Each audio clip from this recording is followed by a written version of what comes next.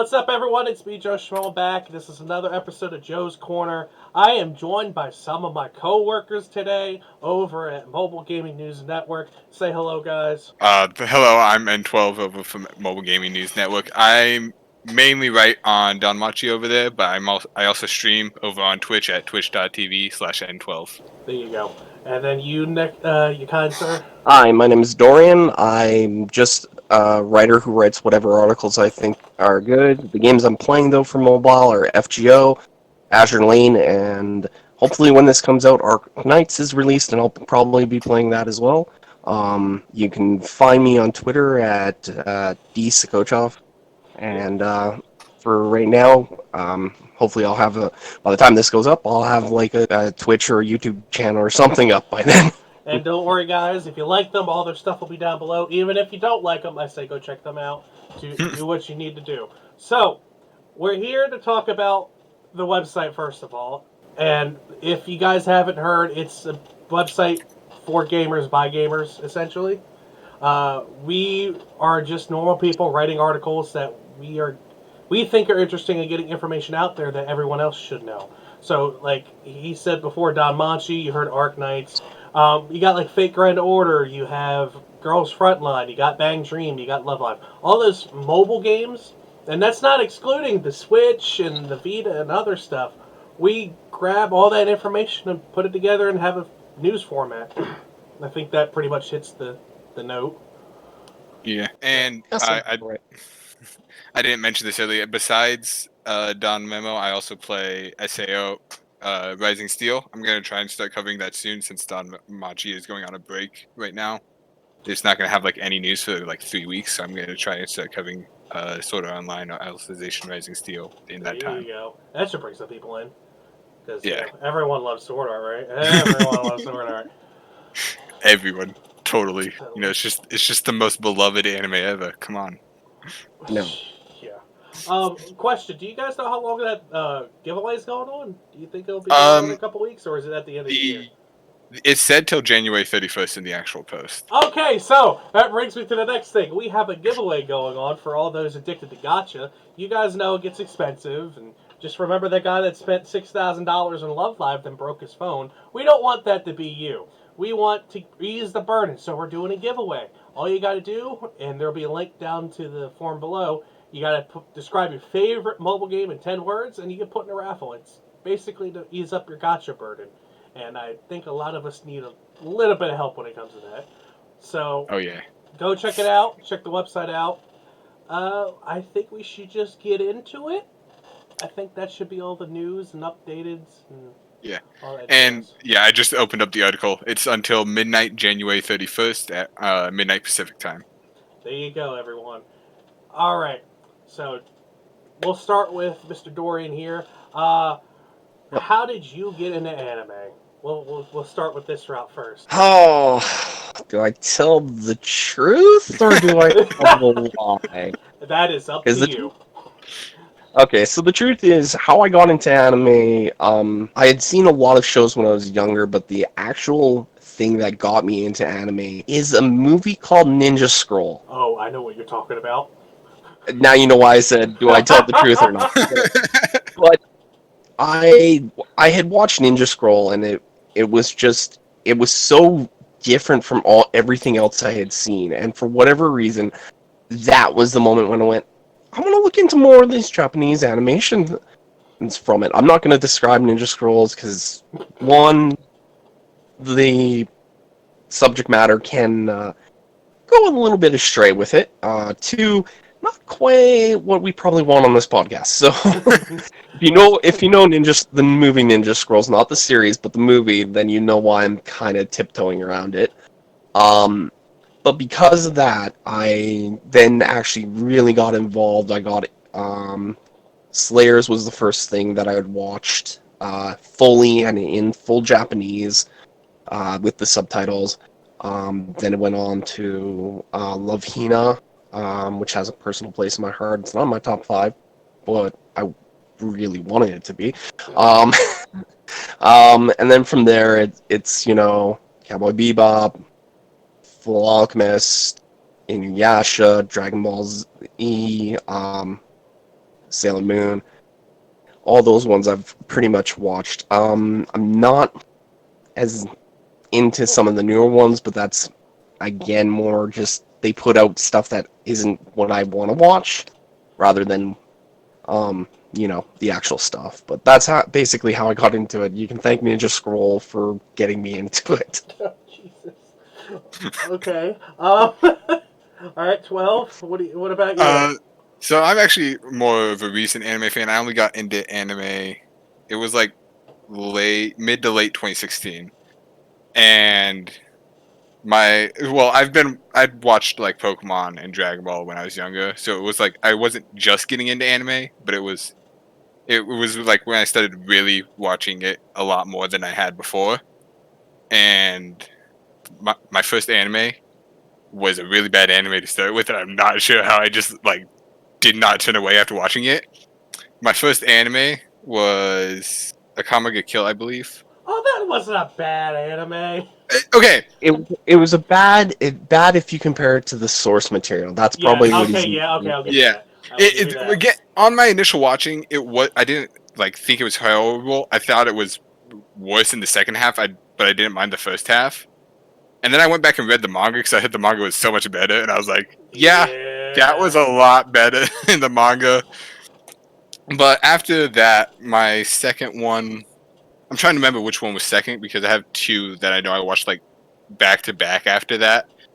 One of them was Your Lie in April, which had like just finished airing. And then the other one, I'm trying to remember. I believe the second one I watched was Golden Time. I think it was Golden Time, then Your Lie in April. Ooh, you got some good ones. Yeah. Yeah. And one of those is going to show back up on my top 5. I'm not going to say which one, though. Because both of them are technically in my top 10, just one of them's in my top 5. Okay. Okay. And But go ahead. since then, I've started actually reading a lot more manga and light novels than I do anime nowadays. But some of my favorite anime, as you'll see in my top 5, are based off of manga light novels that I've also read. Okay. I like that spin. You got the old classics, and then you got the new modern stuff. I feel like I'm in between. Because for me, like every young kid, if you stayed up late, you could watch Toonami. So, I mean, I watched Pokemon, I watched Yu-Gi-Oh, I watched Dragon Ball.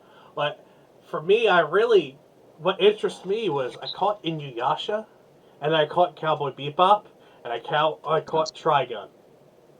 Oh, you And got the Holy Trinity right yeah, there. I got the Holy Trinity, so I was blessed when I was younger.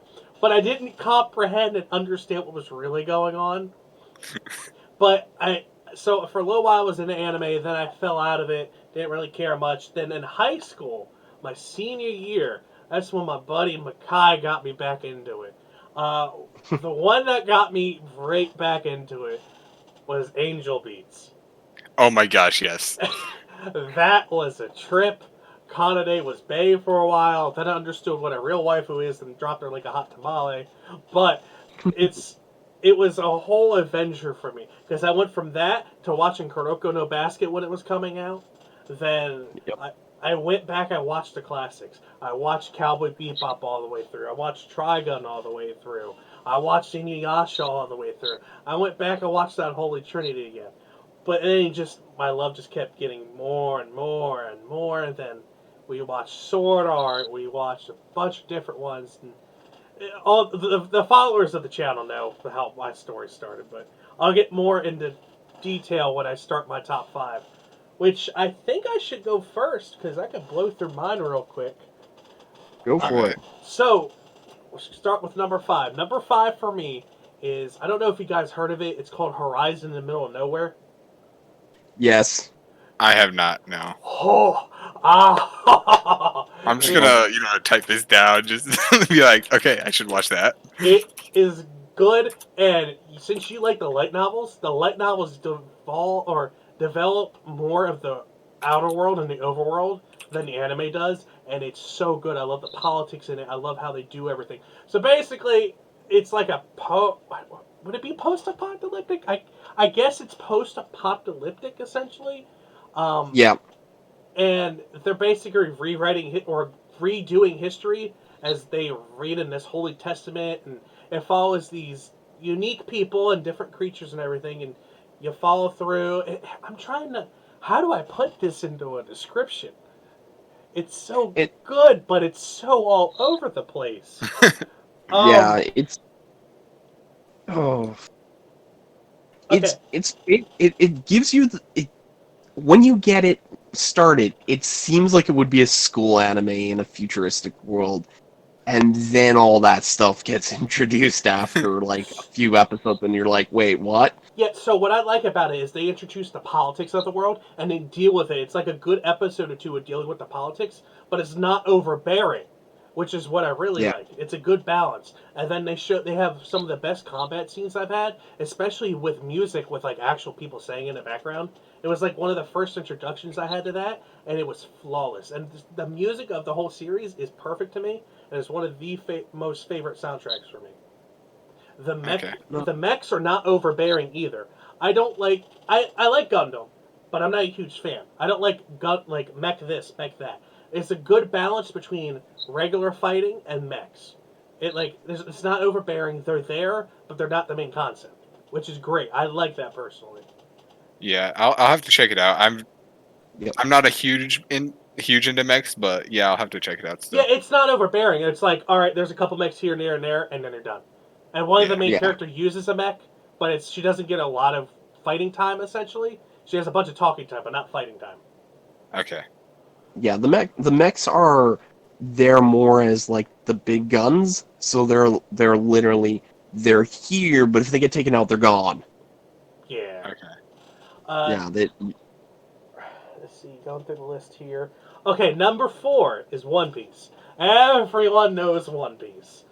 It's about a pirate who wants to be the king of the pirates, and he's made of rubber, and he does a bunch of crazy, goofy stuff. But why I love One Piece so much, it was right after high school. I said, I am going to watch all of it in one go. And guess what I did? I marathoned it for 8.5 months. That's how long it took me between working a full-time job and dealing with college. I plowed through it in 8.5 months. And that's when it was like on 700. Yeah. This is why I haven't watched One Piece yet. So, is the thing I tell people, it's worth it. One Piece is worth the journey. Because I've never cried over a non-animate object, but I cried over that boat, alright?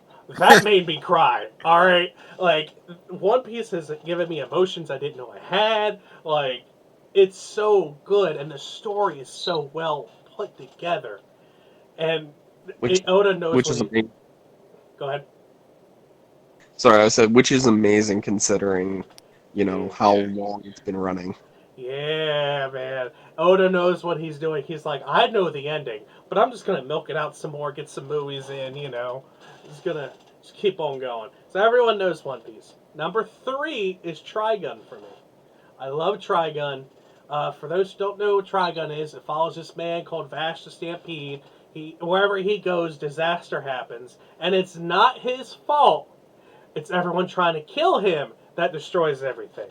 You follow him and the two Merryweather, I think it's Merryweather, insurance agency people who follow him around and try to get him to stop. And it's a very good space cowboy-esque Western, and it's really good. And personally, since it's from the 90s, its animation still holds up to this day, personally.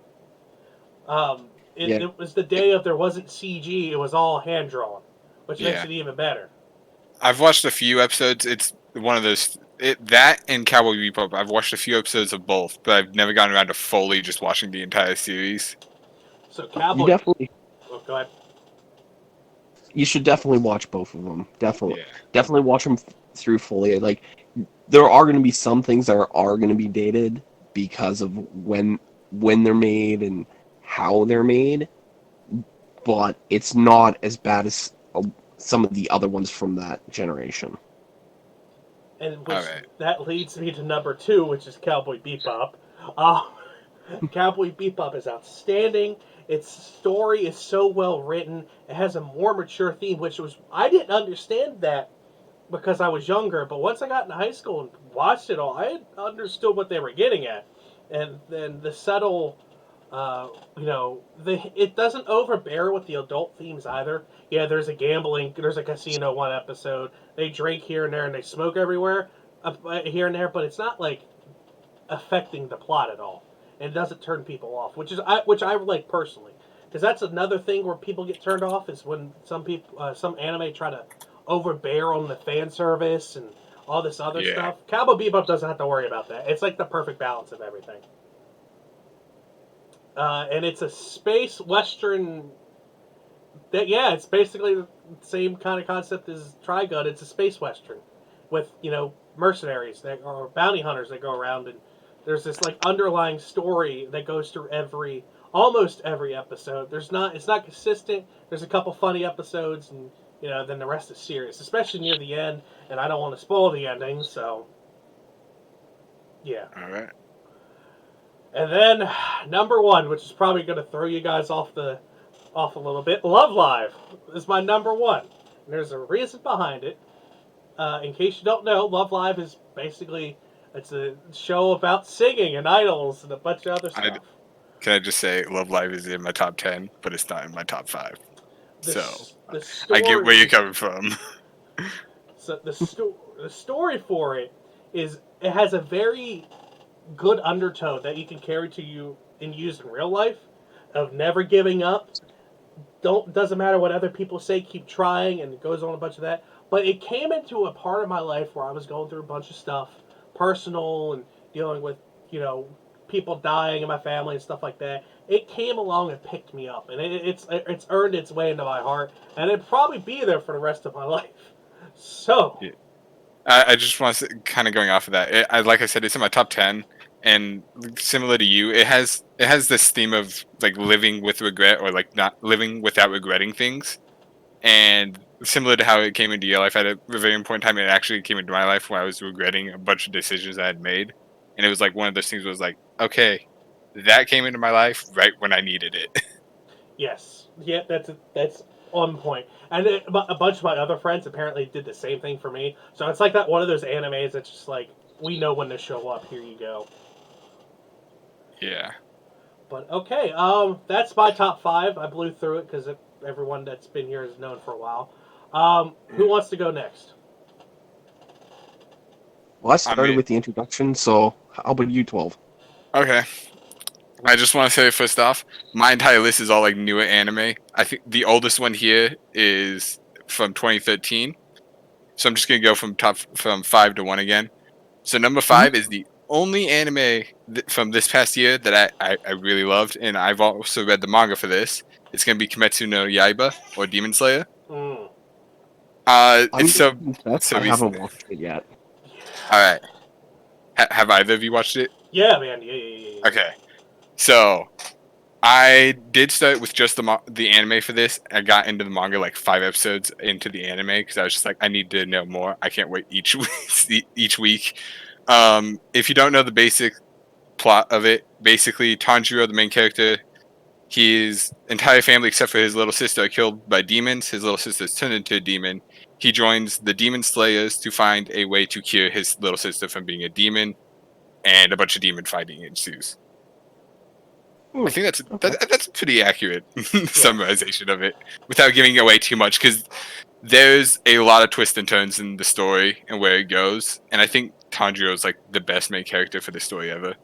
Just I've seen this in a bunch of YouTube videos analyzing this, but the 3 main characters, Tanjiro, Inosuke, and Zenitsu, are basically a shonen protagonist split into 3 characters, where each one has a different shonen protagonist trait, and they work perfectly in sync. It's great. So my number 4 pick, technically a part of it came out this year, and a part of it isn't out yet, but I'm still gonna put it here because I played the light novel, and it's gonna be Fate Stay Night Heaven's Field Route. Ah, yes, Fate. Ah, that was the closest. That was pretty close to my top 5, but it sticks at number 6. Oh, Fate's. I love the Heaven's Field Route specifically. It's by far my favorite piece of Fate media in like ever. I don't think I should give description of this one because this is one you should really just go into kind of blind. And if you've watched Unlimited Blade Works, you know a basic premise of the show. But yeah, that's my number 4. Well, let's just give a quick thing for Fate, because Fate, it's well known, but not a lot of people still have seen it. True. Because a lot of people play the phone game and not watch it.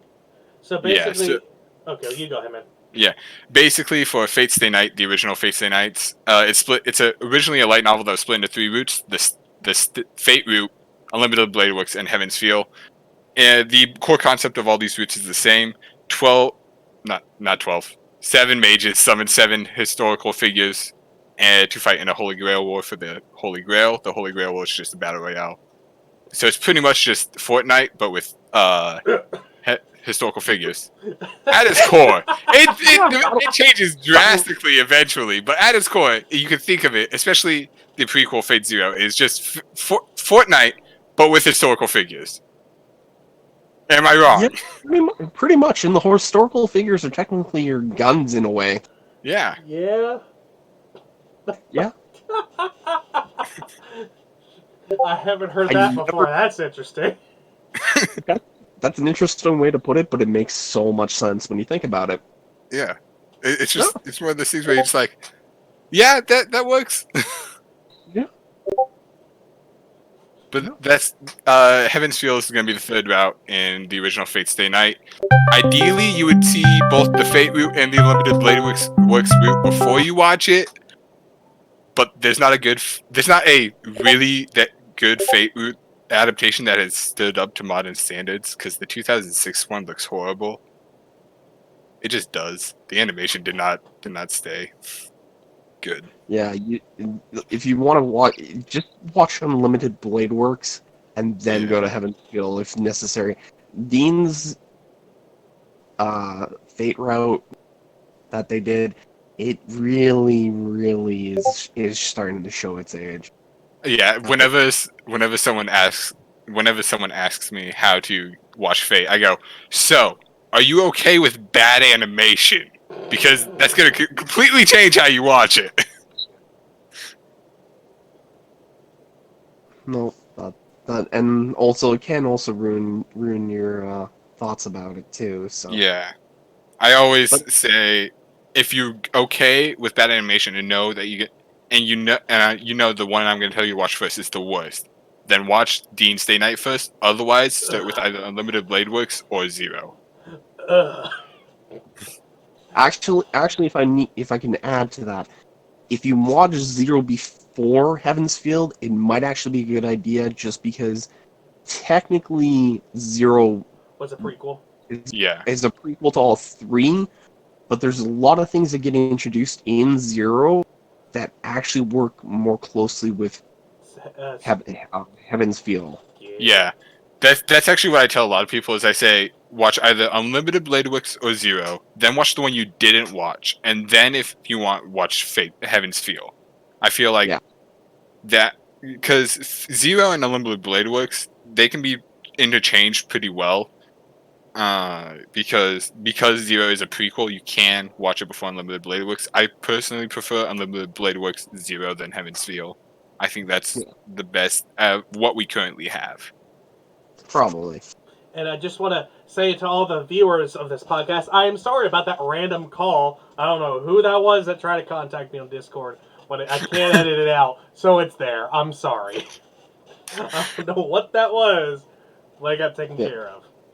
All right, so my number 3 was one of the ones I brought up earlier. Your Lie in April. I love this show so much. I still go back and watch this show and rewatch it because I love it that much. If you don't know, one sec, I gotta remember names. Their names. You just got this guy and this girl. I mean, yeah. If you don't know, Your Lie in April is a musical-based romantic drama. Yeah, romantic drama. I wouldn't say it's a comedy.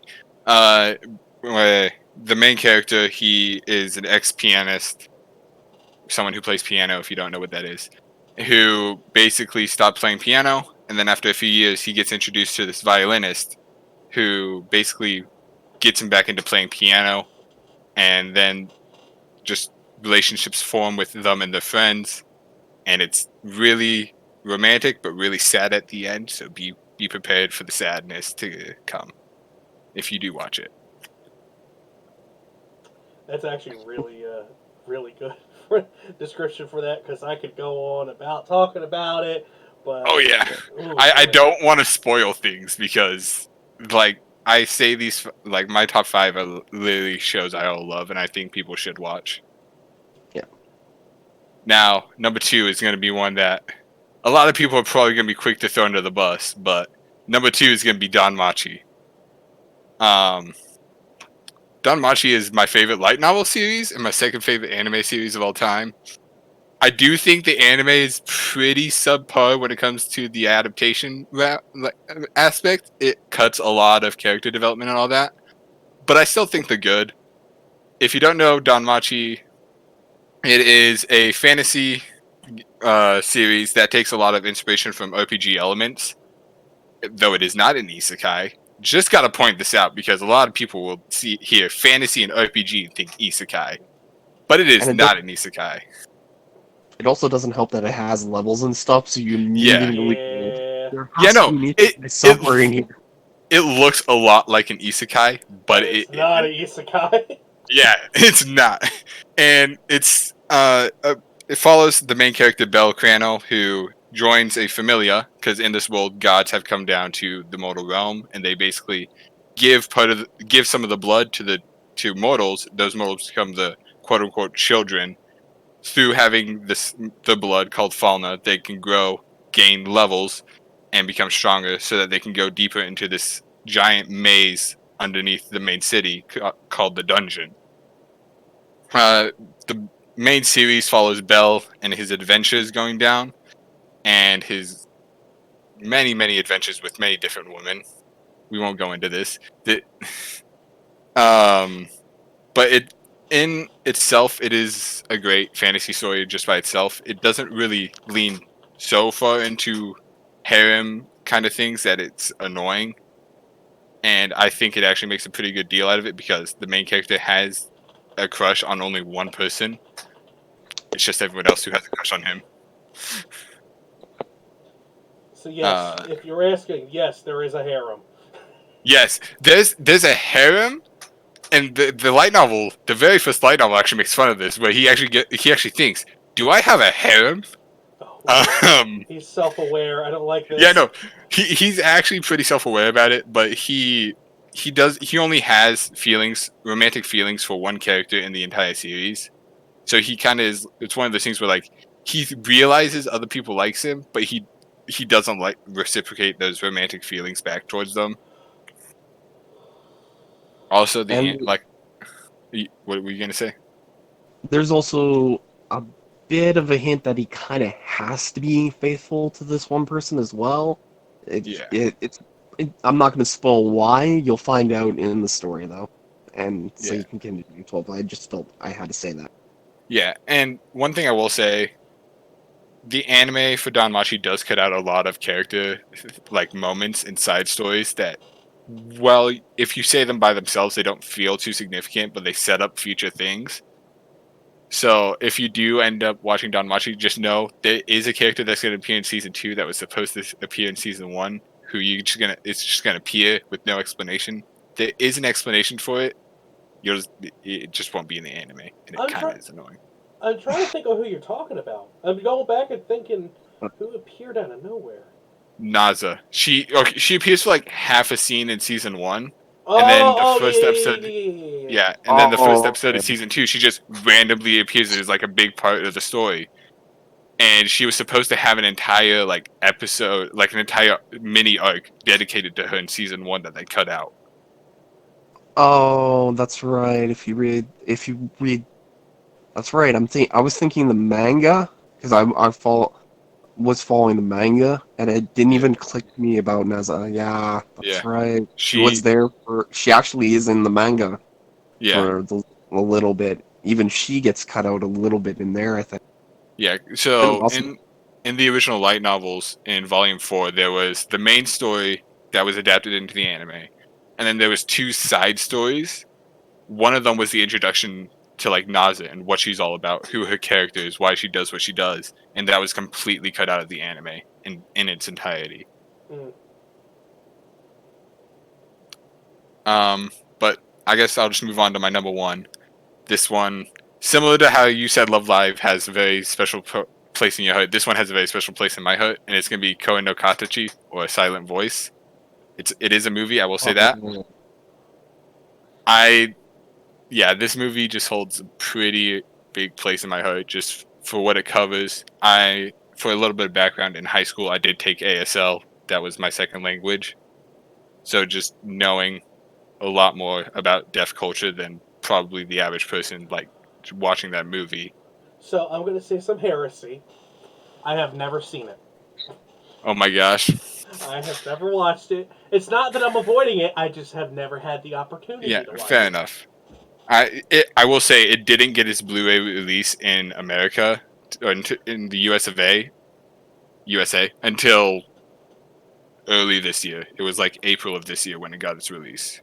Yeah, and it's everywhere you look at. Walmart, Best Buy, Target. Everywhere you look at in the United States, it's everywhere. It's a really good movie, though. It follows a boy, Ichida, who, when he was younger, he bullied a deaf girl, Shoya. Shoya, who... No, wait. I'm mixing up names. My bad. It's... One sec. I have the Blu-ray literally right here. I'm just gonna grab that really quick. I'm just gonna look at my Spark Notes. No, it's Shoya Ishida and then Shoko, and I always mix up names because the shows, they both refer to themselves when they're younger as Sho-chan.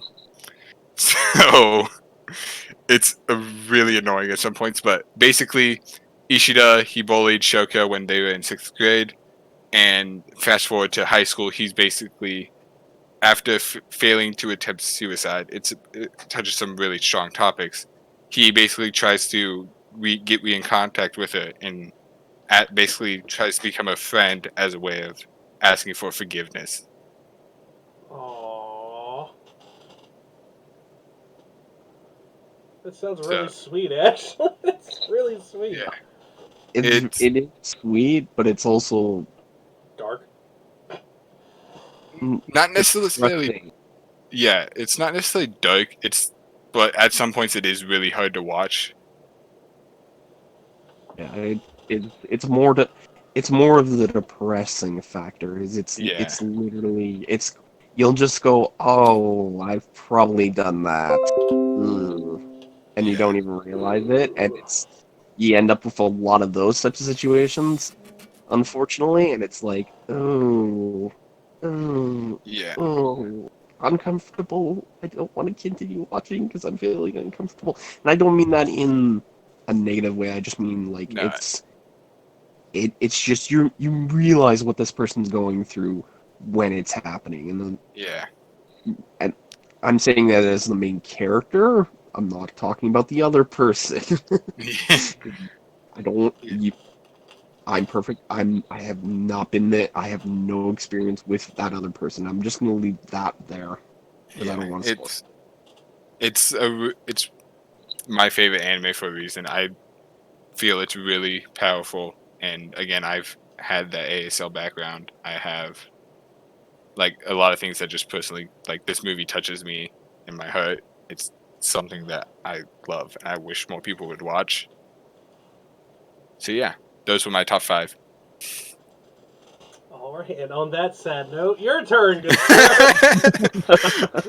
Alright, so... Just leaving you with this great way to yeah, no.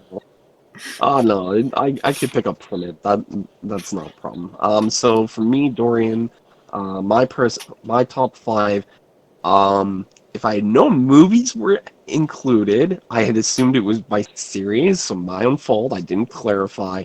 So I don't have either of those two in my top 5. They would have been if I had realized it, so I'm just strictly with the anime series at this. For me, my 5th one is Fate Zero. Me personally, that just really got me fully invested in the whole Fate universe and everything about it. It's also where why am I blanking on Euphonic Table? That is where they just literally knocked it out of the park. Yeah. 100%. It has some of the best music in the series. It probably has one of the best openings in Oath Signed by Lisa that I have ever heard. It is got some of the best action in probably all of the Fate stuff because I have not seen them better. The story was also written by somebody called Euro Butcher. That's not his title, but it's because he writes a lot. When he gets a handle of the story, people usually die. So I can tell you probably what's going to happen. It's basically about a Holy Grail war, which is 7 servants being summoned to get this thing. Basically, battle royale with historical figures as your ammunition, and with this one is the one that shows how the Fifth War's Grail, which would be either Fate, Unlimited Blade Works, or Heaven's Feel, like what had happened there, the prequel to it. I rate it higher than Unlimited Blade Works because I haven't seen all of Heaven's Feel. That's the only reason I didn't include Heaven's Feel is because I'm like, well, is there 3 or 4 however many movies there are? 3, Yeah, it's gonna be 3. Just 3, but the third one isn't out yet. So I was like, I haven't seen it all. Not gonna judge on that one yet. But in comparison to like Unlimited Blade Works, like the second half of Unlimited Blade Works for me falls off, and that's the main problem I have with it. Like you watch both seasons of Fate Zero. Why did I say Fate Stay? Fate Zero, and they like when the second season starts up again, it just literally hit off. Like they had a break in between the first and the second season, and it just continued riding high. There's like you'll love Iskandar, you'll love Iskandar's one of the best characters from the Fate franchise, hand down. And he is. You'll see like Waver, one of the masters. He's got one of the, in my personal opinion, one of the best personal arcs in the entire thing. And guess what? He's not the main character. Yeah. And that's the thing that'll blow you away is like all the sub characters have such development in them. And that's something I also think does better than Unlimited Blade Works. But Fate Zero actually came out after Fate Stay Night, and that's also what gets it a little bit above. Is it came out before that after that light novel, and it was also created by, as I say, Euro Butcher. I really need to get his real name. Give me a sec here. This makes me feel bad. I only put his. It's okay. We're bad with names on this podcast. It's okay. Yeah. It's a he. Clearly. Clearly. His name is Gen Eurobuchi. So Eurobutcher is almost his real name, actually. And actually, funny enough, I googled it because I didn't even have it in my notes, and it's like, oh, it actually pulls him up first thing, so everybody knows it. Yeah. But yeah, and also it also made me realize how much staff plays a part into this, and I started looking more and more into who's actually on the staff of these things. These things, yeah. I mean anime. My bad. But yeah, that's my 5th one. For my 4th one, this is gonna probably earn me a little controversial of a thing, but I actually put for number 4 Log Horizon. Ooh, that's a good choice. I actually like that. That's a good choice. The reason I do this is because it's, in my opinion, the best done isekai out of all the isekais I've ever seen. And I unfortunately love isekai, so I've seen pretty much all of them, and I will pretty much read an isekai if it's an isekai. Are you counting both seasons of Log Horizon? Because I feel like Log Horizon's second season wasn't as strong as its first. Yeah, I was going to admit the second season isn't as strong as the first, but out of all of them I've watched, it's still the best one.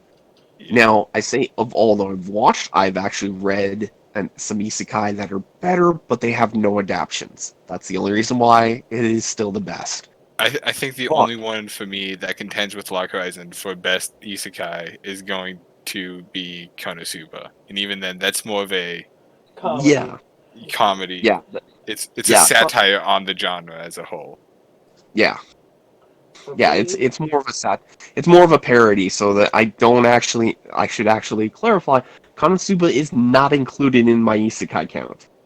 Yeah. see, for me, So mine is Overlord. I love Overlord so much. it was actually, for me, it was a toss-up between the two. But the reason I picked Log Horizon over Overlord in the anime aspect is because Overlord's latest season, to me, actually lost some of what I loved about Overlord. Yeah, Because I understand. it just, the season itself just fell short, and the fights were not as good as previous seasons. And that really bothered me because it was like the fight of him, like the final fight. Let's just put the final fight into perspective. I expected something way better than that, even though I knew what was. Even though I shouldn't say I knew what was coming, even though I realized it was going to be that one-sided, it was so bad one-sided. It was Yeah. literally like it was not handled correctly. Like it literally that, and I think that was the part where I'm just like, eh, really? It's not anything special. It's just like, huh?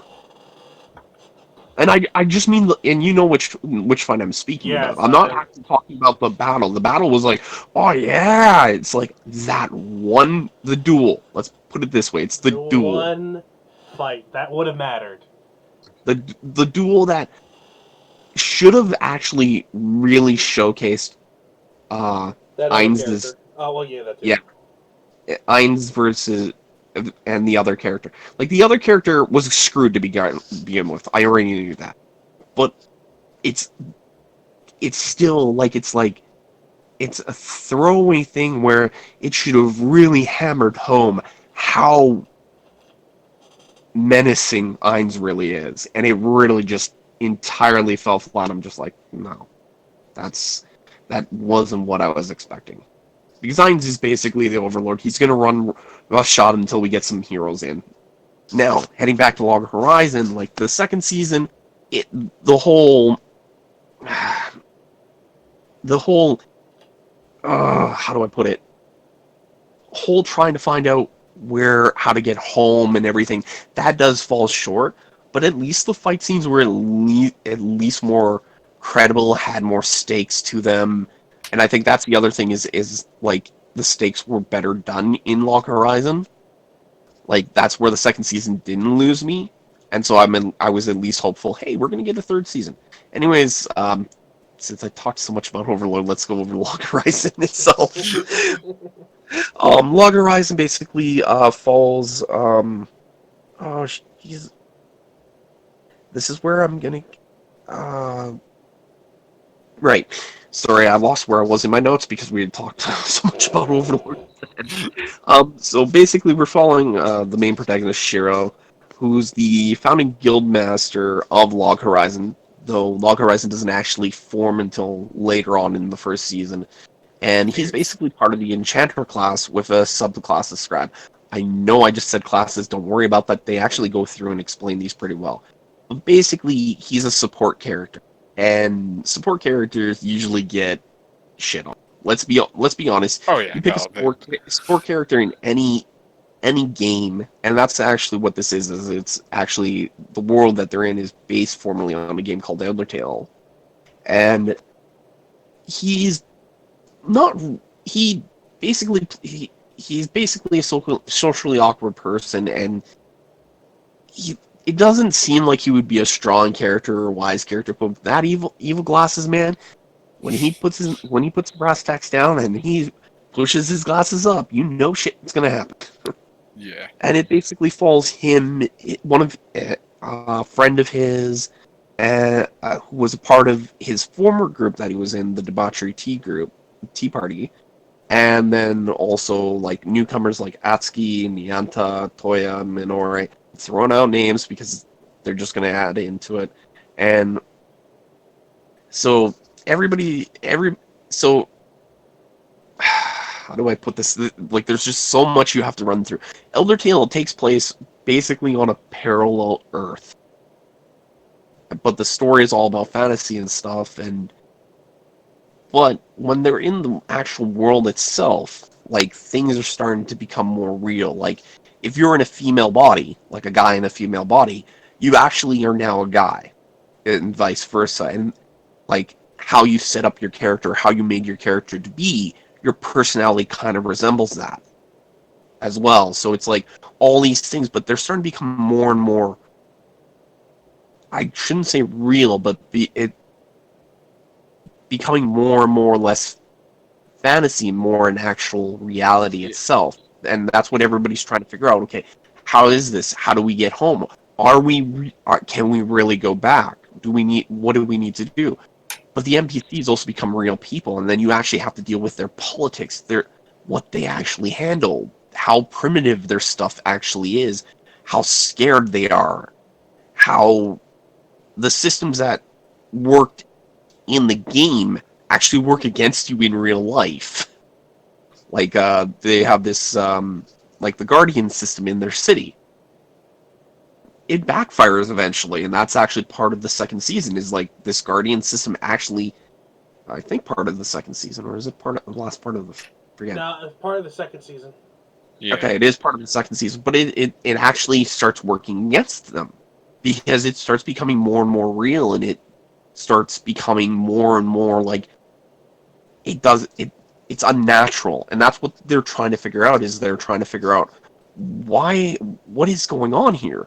Like, are we really? And towards the end of the second season, even you start beginning to wonder, are these the real people? Like, that's something I got anyways, is like, are these the real people, or are these like the actual characters just with the real people's personality inside? And then there's oh, yeah, I can go on, and I'm already am, so I should probably get it off here. I'm doing as bad as Overlord now. But it's really It's fun, fine, man. It's fine. That's what the podcast is about. The takeaway from this: watch Log Horizon. It's good. It's not like your other isekai that are bad. Yeah.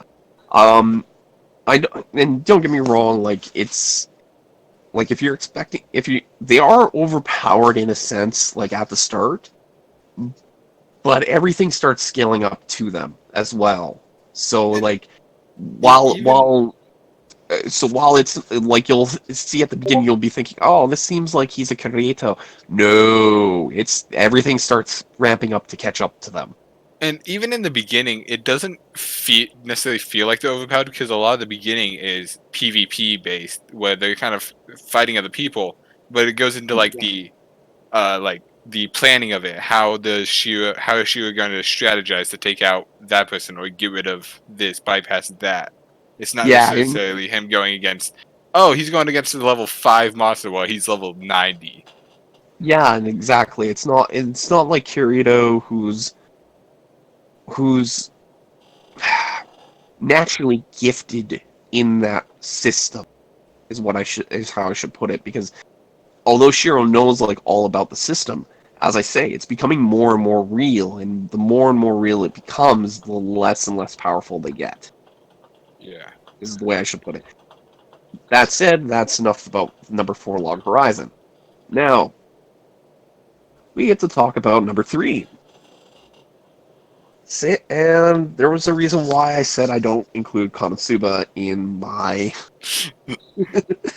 isekai thing, because basically it's a parody of not only of all the isekai, but basically anything that's literally any fantasy thing, anything that's overpowered, any wish fulfillment. It's literally parodies all of it, and that's number 3. It's about this boy. Yep, go for it. I can't remember. I think it was Giga. It was some YouTuber who said this about Konosuba, but it's basically just like watching a bunch of D&D players who are all drunk. Yeah, actually, that actually was probably what I was about to, because I was kind of going to say some people who are LARPing. Yeah, but it's basically the same thing. Yeah, that was on from a YouTube video. I think it was Giga who said it, but I'm not 100% sure. That's probably where I was thinking the LARPing thing from. It's probably I remembered that, and then it was like, yeah, that sounds like it. But yeah, it's basically D&D while drunk. except your dungeon master is literally just trying to screw with you at every moment. Even the dungeon master is drunk. Yeah, everyone's drunk. Yeah. Everyone that is involved is drunk. The players are drunk, the dungeon master is drunk. It becomes funny. Yeah, basically, and it's about this guy named Kazuma. So if you've ever heard of anybody saying anything about a Kazuma, this is where that comes from. There is another one, but this is where they're mostly taking this from. Basically, a self shut in, had his heart broken, basically buys a video game, gets killed, and then ends up in this other world where he meets Aqua, this goddess of reincarnation, who's not very good at her job. Let's be honest, she's a useless goddess, and that's it. Literally her whole trash. If you've ever heard of the useless goddess or god trope, she's the one who started it. Yep. Or maybe yoinked it, because I think there might have been one before, maybe a couple of ones before that. But she's where that term comes from. She does have her uses later in the series, but when she starts out, she is literally worthless because she does not take it seriously. When Kazuma, he gets a choice of any special skill or power, he chooses her. And then he lives to regret it.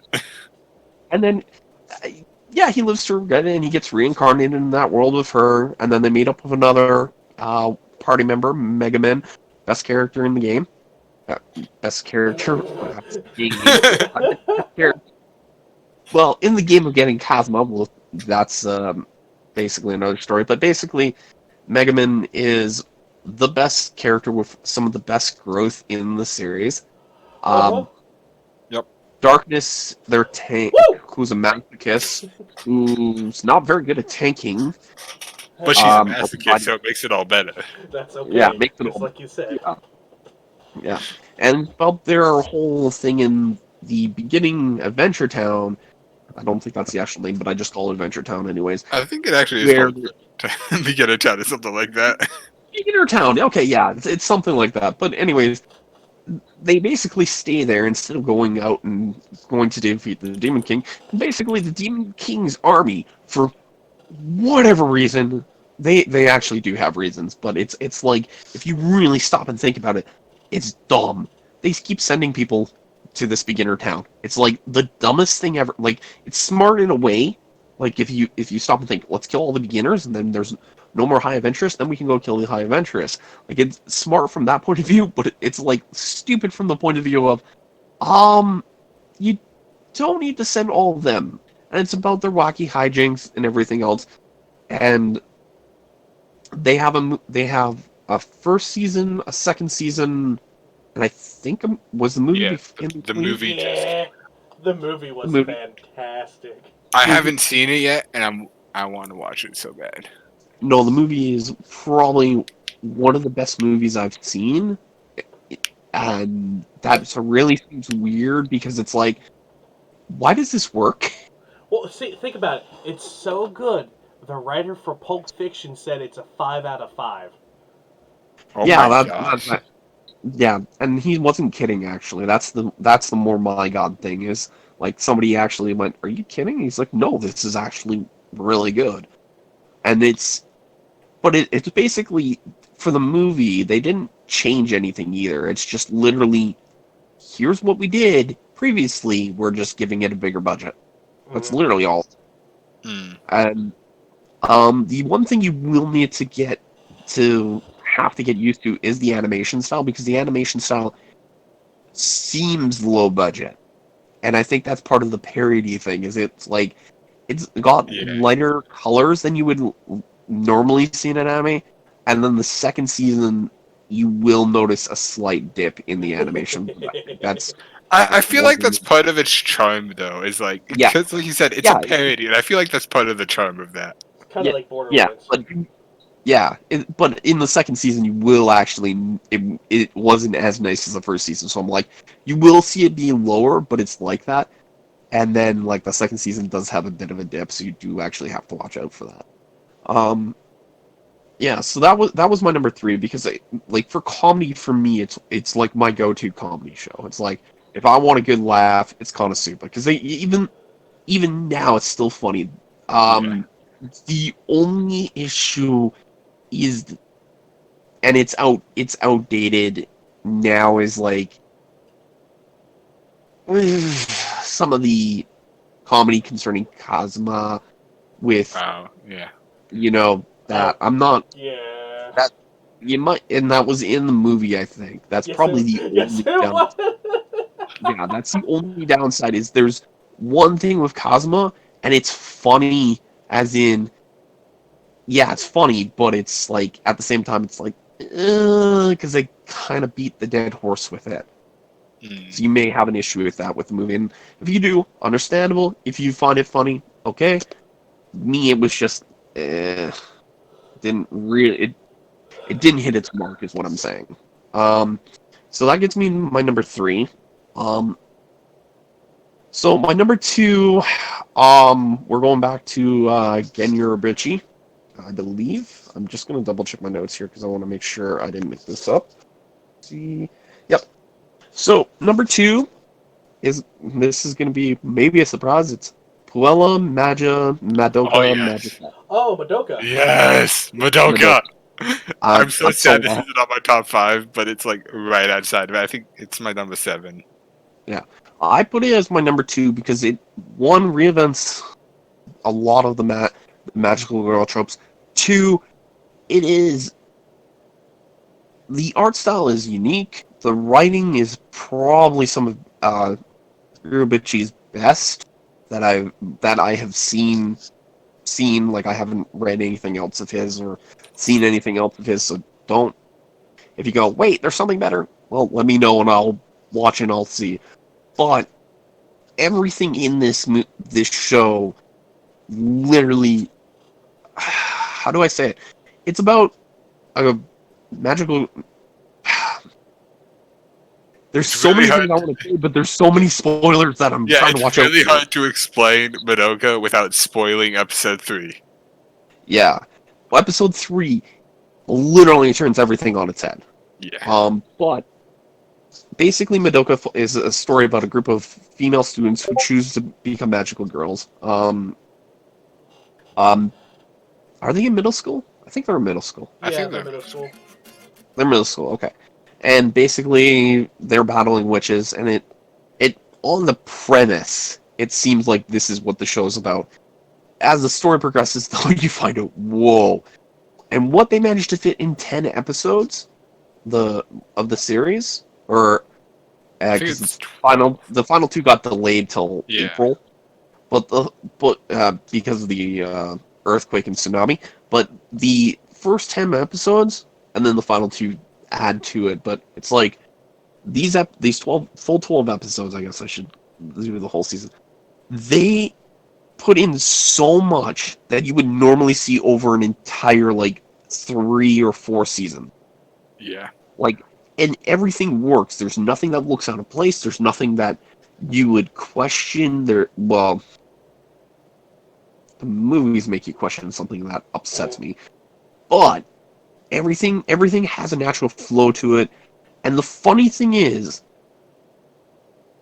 the girl who's supposed to be on the title, Madoka herself, is not technically the main. Like, she's the main focus. She's She's the one the camera technically follows, but she isn't necessarily the main the character. main character. Yes, thank you. That was exactly how I was trying to put it. I didn't put it in my notes like that, so thank you. But it is at some of the most outlandish. Like, I almost think if you were on like a drug trip during this, it would make it so much more wilder because it literally there's so many things, so many wild designs, characters, actions. It's amazing. The thing is it doesn't have the what I think are the best fight scenes that I've ever seen, They aren't but they aren't they are up. choreographed the best, but because of the visual style of the show, they are Yeah, yeah. still some of the best fight scenes. Yeah. That's what I was getting at. It's the flashiness. Well, I shouldn't say flashiness of it because again, the art style is unique, but how it happens and everything is some of the best is what I'm trying to say. So it's not like the best choreography, but as he says, it's stylishly some of the best. And And while I'm pretty sure this isn't written by the same person, the Madoka side story, the anime adaptation starts in just over a week, and I'm ready to watch that. I have that on my plan to watch. that's all games.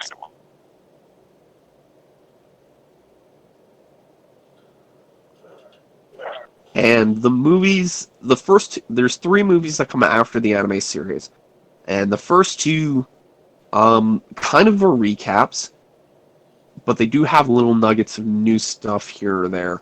The third movie is the biggest twist I've ever seen out of a movie.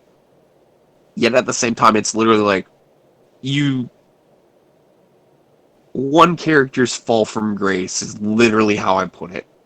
Mm-hmm. Yeah. I say one character that kind of spoils. Does that spoil it? You know what? We'll just keep it cut right that there. One character. Yeah, let's just. Yeah. But basically, it's stunning because you see it happen. You know what's happening because of the thing, but it's like, what? You kidding? You kidding me? But still, it's up there for me just because it actually reinvigorated that genre for me personally, and it really made me realize how much of this stuff you take for granted in magical girl shows too, and it kind of got me more into like wanting to know like about what the hell is the shit? What are they called? Oh my god, why can I not remember the name? Precure? Is it Precure? Like more into magical girl shows and stuff, and realize like basically it does the exact opposite of what those shows do. So I kind of want to see the opposite side of it as well. Is what it made me want to do. You know? Yeah, I know what you're getting at. Yeah.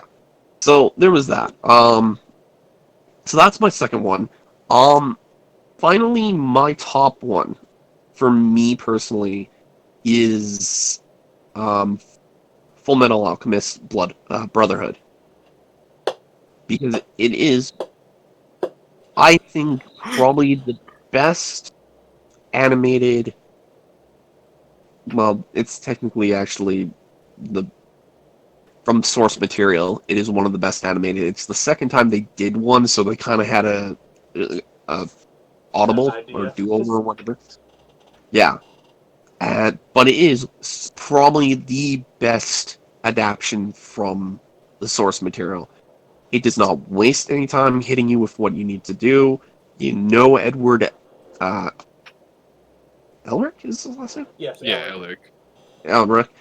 Edward Elric, you get to know him personally, you get to know his struggles. He seems like a pompous-ass prick right at the beginning, but that's because of everything he's gone through. His brother... Why am I blanking on his brother's name? Alphonse. Yeah, Alphonse. Okay. Yeah. Alphonse is amazing in his role because he has to play his character in such a way that you wouldn't really has to question everything about himself. Let's put it that way, and I'm not spoiling anything by doing that. The very first instance he has with what is that guy's name?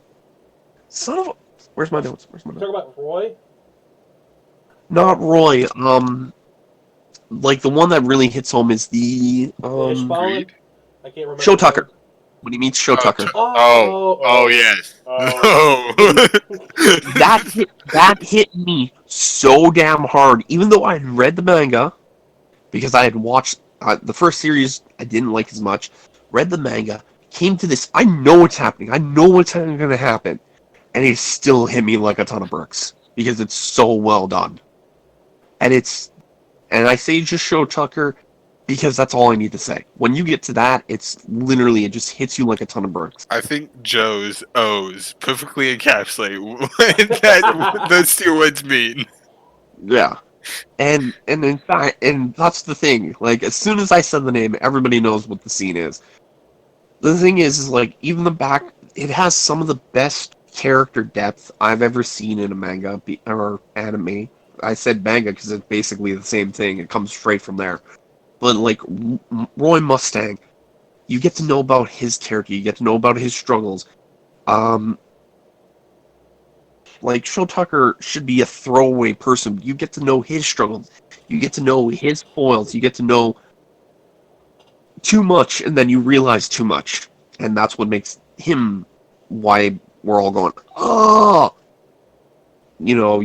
there's what's Armstrong? It's Armstrong, right? Yes. Armstrong. He's this beefy guy, and he Oh my gosh, yes. plays into so many stereotypes you'd think, but he's actually like a great bro. Not as good as Iskandar. I will say Iskandar is the best bro, but he's like right up there. Like you think he's a throwaway comedy type person, but no, he's got real depth to him. His sister is even scarier. Yes. She- The Armstrong she- siblings are amazing characters. yeah, Both they're of them. amazing. Who you would think would just be throwaways in any other series. Let's be honest, they'd be throwaways. Roy's partner, what's her name? God damn it, what's her name? I can't. Where is Now I'm blanking too. I have a visual of her, and I can't remember her name. I think I have the internet at my fingertips. Yeah, Yeah. yep, I don't even have her listed here. Oh, who is she? Oh, Team. Let's see here. Was it Gumman? No. I'm gonna be so mad with myself. I'm like the absolute worst with names, and this is gonna drive me up the wall because I Oh, should it's know who. Riza. Oh, it is Riza. For God's sakes! But Riza is Roy has a ton of development. Well, I shouldn't say a ton, but she has enough development where she's not just like, oh, the second command of Roy, and it's like that's it. That's all her character is. Like they give everybody time to develop, or anybody who's actually deals in the story, time to develop, time to gain personality, to get some backstory with them, and like there are two. To give a synopsis, because I forgot to do that. Basically, Edward and Alphonse are two state alchemists who have to go around helping people, and that's basically what state alchemists do: is they go around helping people. Alchemists change. They're basically exactly what they're supposed to be. They change one property from one thing to another via equivalency exchange. Basically, I take this thing, I make it another thing. There are some things that cannot be changed, like making a human person's body. The the Elric brothers want to find a way to do that, though. And there's a whole reason for it. They have a whole history of failure for it, etc. And that's basically the whole premise of it. And it actually plays into their whole history as well, because technically it's a family thing. So I'll just leave that at that. But as I said Oath Sign is one of the best openings out there. I don't know. I think did I call it the best? I think you said one of the best. I think you said. Oh. I think you said it was the best Fate opening. I don't think you said it was the best. Yeah, it is the best Fate opening for sure. But I think it's called again. Like the first opening, one? the very first opening for this. Again by Yui. By Yui. Thank you. That was there we go. That was in my notes. Okay, good. Again by Yui, hands down hits everything, every single emotional beat, narrative, everything about that entire show. It you're wishing you could do things better. You're wishing, like the Elric twins are wishing, like they didn't go the path they did, but they have to continue it anyways because they have to reach this end. They want to make they want to make it like a human body to take back things that they've lost. and they want and to right basically wrongs that they've committed, but they don't know how, and it's their whole journey to that point or to the end of that journey, and it's just so the fight scenes are so good. I would say so much more about the story, but you really need to watch it. You really need to watch it for that. Like, you don't. This is one of the few animes I will literally say the manga and the anime are just spot on. You don't. If you've watched this anime, you don't need to read the manga. If you've read the manga, you get to watch it all enjoyable. Like, it is so good. I love it so much. Yeah, for me, that's my number one. It's a really good number one. Yeah, that's a really good number one. I So, think isn't that one still isn't Full Metal Alchemist Brotherhood still like number one on Mao, like overall? It's one a lot of people like. So I think so. Hold on, we can check this. my Yeah. anime list. I mean, I didn't want to pick something that good, but I looked at my list and I'm going, okay, well, I picked all of these. I can go with this. Like, Yeah, I think it is still number one. Yep, It's at a number 9.23. one. Yep. And then Steingate's right under it. Yep. Hey, look, your name's up there, number 4. yeah, if I had known movies were in here, your name I think would probably go in front of it just because of how emotionally good it was. Like, that was the only thing I didn't think movies were in this, so I was like, okay, I'm not going to include the movies, so because it's harder to judge those as well as series because like movies are one-offs, so I kind of like to keep them. I shouldn't say one-offs, but they're more, you know, there. So I kind of like to keep them separate as well. So yeah, I'll just put it that way. But yeah, no, those are my top 5, and I really was trying to think of something that would be better or something that could replace them. Like, because I have such a stranglehold on what I like with Fate, that's why it's my 5th. Like, if anybody's going, well, there's better ones than Fate Zero. For me, that kind of was like me. I was kind of waiting out when Fate Zero came in. I want to add this in just because people are going to go, well, why didn't you put One Piece? Why didn't you do? You mentioned like the Holy Trinity. Why is not one of them there? But for me, Fate Zero got me back in. Like, if I had my top 8, the Trinity is like all 3 right there. Gundam for this. Gundam Wing would be 9, and then like 10 is probably Love Hina, just because like that's like I have such a stupid love for that. If we weren't gonna count movies, definitely my number 5 would have gone to Love Live Sunshine. I think Love Live Sunshine is my personal favorite of the 2 Love Lives currently out. Love Live Sunshine is great. As is Love Live School Idol Project, but they're both great, but I just like Sunshine more. They both have their different undertones, but we could talk about a different one. So, for those who stuck around, I appreciate it. We're going to go through the list real quick, just to recap them, in case, you weren't writing them and then you realize you need to write them. So, number 5 for me is Horizon Middle Nowhere. Number 4 is, oh lord, now I'm starting to trip. But One Piece. No, number 4 is One Piece. 3 is Trigun. 2 is Cowboy Bebop. And number 1 is Love Live School Idol Project, the first one. Then 12. So my 5 that I talked about, besides Love Live Sunshine, is going to be number 5, Kimetsu no Yaiba or Demon Slayer. Number 4, Fate Stay Night, Heaven's Feel. Number 3, Your Lie in April. Number 2, Don Machi. And then number 1, A Silent Voice or Kyo no Katachi. And for me, my top 5 are Fate Zero at 5, Log Horizon at 4, Konosuba at 3, Madoka at 2, and then Fate. Fate. You can tell that's on my brain right now. I mean, Full Metal Alchemist Brotherhood as number 1 for me.